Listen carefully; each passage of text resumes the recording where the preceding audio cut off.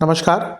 ग्रहों की गोचरीय स्थिति पर रेगुलर वीडियो पाने के लिए साप्ताहिक राशिफल, मासिक राशिफल, त्रैमासिक राशिफल और ग्रहों के बाकी गोचर पर भी रेगुलर अपडेट्स पाने के लिए, जिसके हिसाब से आप अपने जीवन में थोड़ी गाइडेंस प्राप्त कर सकें, इसके लिए मेरे चैनल को अवश्य सब्सक्राइब करें। जिन लोगों ने सब्सक्राइब कर रखा है वो ऑल ये जो नोटिफिकेशन सेटिंग होती है इसको क्लिक करें, क्योंकि कभी कभी कुछ लोग बोलते हैं उनको नोटिफिकेशन नहीं मिलती। आशा करता हूँ चैनल को सब्सक्राइब करेंगे और रेगुलर वीडियोस अवश्य आप देखेंगे। नमस्कार। ओम गणेशाय नमः। ओम नमः शिवाय। मैं निखिल ज्योतिष आचार्य आप सभी का मेरे चैनल पर पुनः स्वागत करता हूँ। आशा करता हूँ कि आप सभी स्वस्थ होंगे। महादेव की कृपा आप सभी पर सदा बनी रहे। ये वीडियो कन्या यानी कि वर्गों के लिए बहुत विशेष है, क्योंकि ये वीडियो है 23 फरवरी से 1 मार्च 2026 के साप्ताहिक राशिफल के बारे में। कैसा रहेगा आने वाला सप्ताह कन्या के लिए। जो मेरा साप्ताहिक राशिफल होता है वो प्रमुखतः चंद्रमा और उनकी गति पर आधारित होता है। चंद्रमा एक बहुत विशेष ग्रह है। चंद्रमा की विशेषताएं बहुत हैं, ये मैं नए दर्शकों के लिए बता दूं। लेकिन जब हम साप्ताहिक राशिफल के बारे में बता रहे हैं तो पहला तो उनकी तेज गति, फिर उनका मन का कारक होना, और फिर इनकी क्वालिटी कि वह जिस भी भाव, राशि, ग्रह आदि के साथ संबंध, संपर्क कायम करते हैं उनको बहुत एक्टिवेट कर देते हैं। इन सभी कारणों से चंद्रमा का जो गोचर होता है वो बहुत विशेष होता है। चंद्रमा के गोचर के कारण हमारे मन, मस्तिष्क, विचार, स्वभाव, सोचने के तौर तरीके, दृष्टिकोण, हर चीज़ पर बहुत डायरेक्ट इम्पैक्ट पड़ता है और उसको समझने के लिए साप्ताहिक राशिफल बहुत इंपॉर्टेंट होता है। इस अंधकारमय जीवन में, अनिश्चिततापूर्ण जीवन में ज्योतिष एक मात्र विद्या है जो हमें थोड़ा गाइड कर सकती है, थोड़ा रास्ता दिखा सकती है। भले ये राशिफल बहुत सामान्य आधार पर दिए जाए, लेकिन एक जनरल गाइडेंस के लिए बहुत उपयोगी होती है। यदि आपकी लग्न राशि या चंद्र राशि कन्या है, दोनों ही गाइडेंस के लिए इस राशिफल को देख सकते हैं। जहाँ से सूट और रिलेट ज़्यादा करता है वहाँ से देखिए। व्यक्तिगत तौर पे मेरा मानना है लग्न से देखेंगे तो अच्छा, इनकेस नहीं पता है तो चंद्र राशि से भी इसको देख सकते हैं। शुरू करते हैं इस अत्यंत महत्वपूर्ण राशिफल का। चंद्रमा आपके नवम भाव में आ जाएंगे, यानी कि वृषभ में। ये होगा 23 फरवरी को रात के 10 बजे और 26 फरवरी सुबह के 1 बजे तक चंद्रमा यहीं पर रहेंगे। चंद्रमा का नवम भाव में आना एक प्रकार से काफ़ी अच्छा ही माना जाता है।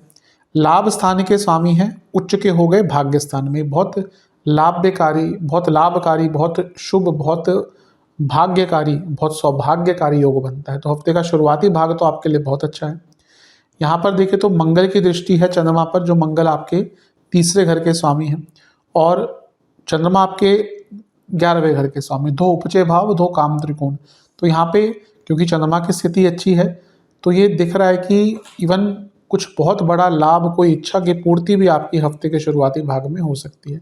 ध्यान ये देना है कि मंगल की दृष्टि भी है और शनि की दृष्टि भी है। शनि की दृष्टि विषतोष, मंगल शनि का प्रभाव गुस्सा, और शनि का प्रभाव जैसे मैंने कहा थोड़ी उदासीनता। काम करते हैं तो अपने बॉस से थोड़ा कम बोलिए, घर में कम बोलिए, प्रोडक्टिविटी पर ध्यान दीजिए, ज़्यादा किसी की चिंता मत कीजिए, तभी ये टाइम का आप लाभ उठा पाएंगे। पूजा पाठ अवश्य करिएगा। नवांश कुंडली, कुछ धन का नुकसान हो सकता है। दशांश कुंडली, कुछ खर्चे भी बढ़ सकते हैं। दशांश कुंडली, कार्य क्षेत्र में ना एक सरेंडर का भाव रखिए। ठीक है, जो बोल रहे कर लो, बल्कि अगर आपके सीनियर कुछ बोलते हैं कर लो, यहाँ पे कोई बहस वगैरह मत कीजिएगा। बिजनेस में ना आपको थोड़ा क्यूरियस होना पड़ेगा और चीज़ें जानिए।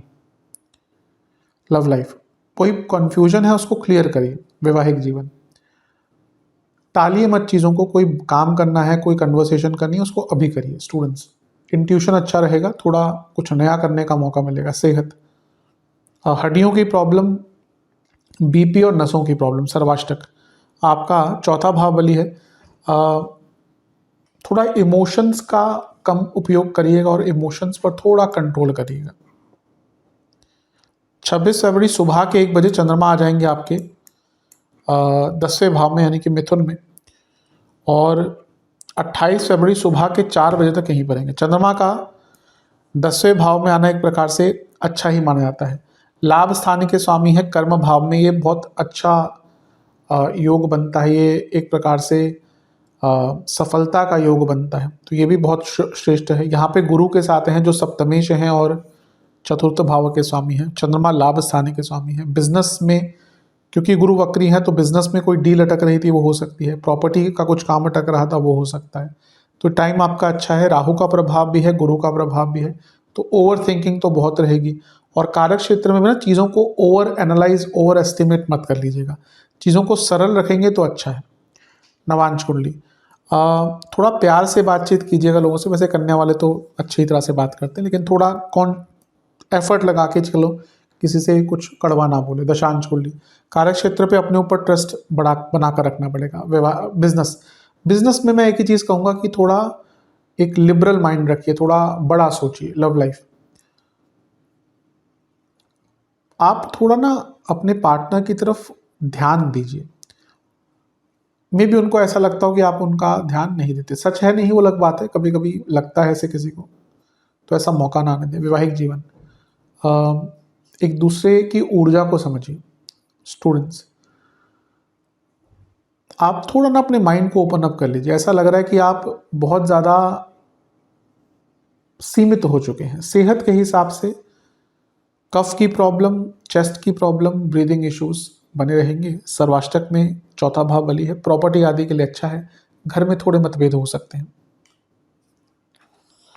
28 फरवरी सुबह के 4 बजे चंद्रमा आ जाएंगे आपके लाभ स्थान में, यानी कि कर्क में, और सप्ताह के अंत तक यहीं पे रहेंगे। चंद्रमा का लाभ स्थान में आना एक प्रकार से काफ़ी अच्छा माना जाता है, और यहाँ पे स्वराशि के हैं तो ये और भी अच्छा है। ये हफ्ता वैसे आपका भौतिक रूप से बहुत अच्छा दिख रहा है। चंद्रमा पर किसी ग्रह का प्रभाव नहीं है, अच्छे स्थान में है, केमद्रुम योग नहीं है, कोई ग्रहण दोष नहीं है, तो हफ्ते का अंतिम भाग बहुत अच्छा दिख रहा है, बहुत श्रेष्ठ दिख रहा है। कोई अच्छी न्यूज़ आ सकती है, लाभ, रुका हुआ काम, रुका हुआ पैसा, सब कुछ आता हुआ दिख रहा है। तो ये हफ्ते का जो अंतिम भाग है आपके लिए काफ़ी अच्छा है। एक सकारात्मक ऊर्जा भी रहेगी। नवांश कुंडली, बहुत शांत, बहुत सहज महसूस करेंगे। दशांश कुंडली, कार्य क्षेत्र में कुछ अच्छी न्यूज़ आ सकती है, भाग्य का भी साथ मिलेगा। बिजनेस में जो मेहनत कर रहे थे, जिस चीज़ पर मेहनत कर रहे थे, उसके अच्छे परिणाम दिखेंगे। लव लाइफ, एक दूसरे से रिश्ता और मजबूत कर सकते हैं, यहाँ पर उसका टाइम है। वैवाहिक जीवन, एक दूसरे को समझिए, एक दूसरे को कुछ कहने के लिए अलाउ कीजिए। स्टूडेंट्स, एक्सेप्टेंस कि आपकी क्षमता कितनी है ये ले आइए, बहुत काम करेगी। जहाँ तक सेहत की बात है, इन्फ्लामेशन, जोड़ों का दर्द, लोअर बॉडी में कोई प्रॉब्लम और कफ विकार तो पूरे हफ्ते रहेंगे। सर्वाष्टक में आपका चौथा भाव बली है, ये अपने आप में अंकित कर रहा है कि हफ्ते के अंतिम भाग में बस एक ही चीज़ है जो आपको दुख दे सकती है, वो है ओवर इमोशन, क्या इमोशनल होकर निर्णय लेना। तो इस पर थोड़ा सा ध्यान दीजिएगा, अदरवाइज टाइम देखे तो आपका अच्छा ही है। उपाय के स्वरूप में गणेश चालीसा का 2 बार पाठ करके मोदक का भोग लगाइए गणपति जी को। आशा करता हूँ वीडियो काम आएगा। चैनल पर नए हैं सब्सक्राइब कीजिए, वीडियो को लाइक कीजिए। मिलता हूँ अगली वीडियो में, तब तक के लिए ओम नमः शिवाय।